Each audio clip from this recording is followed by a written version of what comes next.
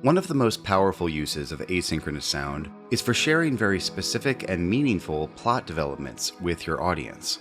Let's dig right into an example. In this scene from the 2017 spy film Atomic Blonde, starring Charlize Theron, we've got a moment where her character has a gun to the head of a woman she suspects might be following her. Have a look.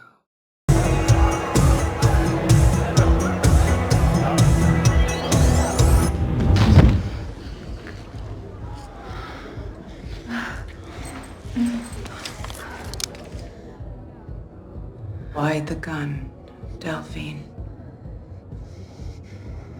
You're not as well disguised as you may think. I know who you are. You're Lorraine Broughton, MI6, and you're here because of the death of Gascoigne. What do you know about Gascoigne? Nothing. But if someone is killing Allied officers, shouldn't we all care? Whatever's in that list has people willing to kill for it. Alright, so the tension in this moment was pretty high. The viewer is wondering if Charlize is going to let the woman go or kill her on the spot. Supporting that tension is the close-up camera shot we're in, as we can see the subtle facial expressions of each character, and of course, if Charlize does shoot the other woman, we've got a front row seat, which could be somewhat jarring and graphic. Fortunately for everyone, it seems like Charlize might believe what the other woman's saying, and starts to lower the gun. But because no one says anything, the tension is still present. Charlize is still making her final decision about this woman. It's very possible that she could make a split-second decision not to trust her and surprise the audience by quickly raising the gun back up and pulling the trigger.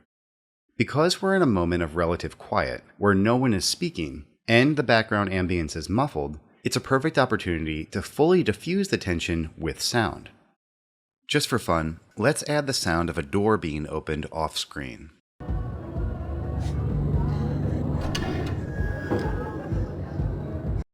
As someone else enters the room.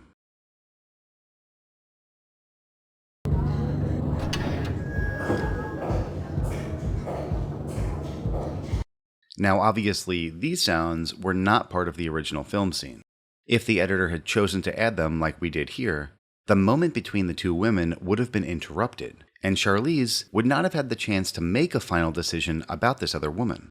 That would be a meaningful occurrence in the story, because it would carry this unresolved conflict forward as a loose end to be addressed later. In the actual movie, the filmmaker wanted to fully resolve the matter here. As the gun is lowered, and we're still wondering if it'll come back up and shoot the woman in question, we hear the sound of the hammer disengage as the gun is uncocked.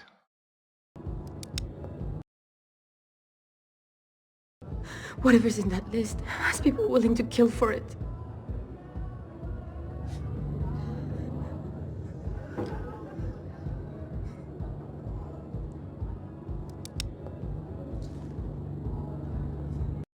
This one subtle sound effect completely resolves the tension of the moment. Once we hear it, we know Charlize has no intention of firing the gun, and she must now at least have some level of trust in the other character. As a plot development, we can now expect them to work together a bit. That's a lot of information to convey in a fraction of a second with one sound. In this lesson, we looked at how an editor might use off-screen sound to reveal important plot developments. And we compared how different off-screen sounds in this situation might have substantially altered the meaning of the scene. Coming up in the next module, we'll be giving you an editing demonstration as we craft an invisible narrative with sound. We'll be showing you how to use all the skills that we've discussed in an actual scene. This one's a lot of fun. I'll see you in a bit.